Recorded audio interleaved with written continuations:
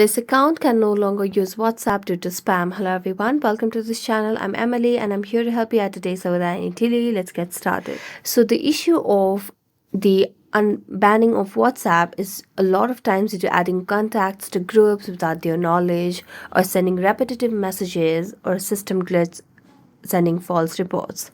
So in order to solve and fix this issue, what you can simply do is you can just make sure that you have the latest version of the WhatsApp application on your device, for which you need to go to your Play Store, and as you can see on the screen, there is an option of update, which means we have the latest version. Now next, what you can do is simply you can register a new number over here, or you can just send some request to review your WhatsApp application and your WhatsApp account.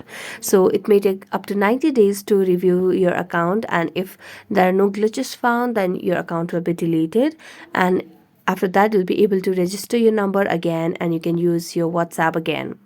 But unfortunately your chats will be deleted by then.